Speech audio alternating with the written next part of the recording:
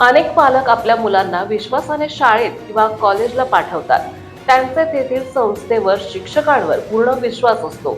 पण याच विश्वासाला काळीमा फासणारी एक धक्कादायक घटना समोर आली आहे. सातारा जिल्ह्यातील कराड तालुक्यातील मलकापूर शहरात ही घटना घडली आहे.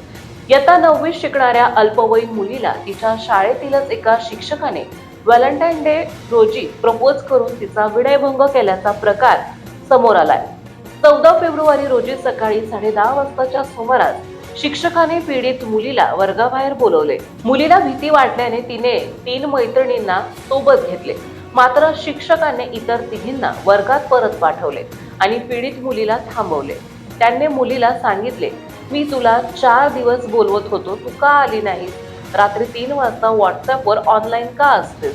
मी तुझ्यावर प्रेम करतो, असं म्हणत शिक्षकाने तिचा हात पकडल्याचा आरोप करण्यात आलाय. घाबरलेल्या मुलीने हात झटकून वर्गात धाव घेतली. नंतर तिने ही घटना आपल्या मैत्रिणी आणि कुटुंबियांना सांगितली. कुटुंबियांनी तत्काळ कराड शहर पोलीस ठाण्यात धाव घेतली. रविवारी पीडित मुलीच्या तक्रारीवरून संबंधित शिक्षकाविरुद्ध पोलीस ठाण्यात गुन्हा दाखल करण्यात आलाय.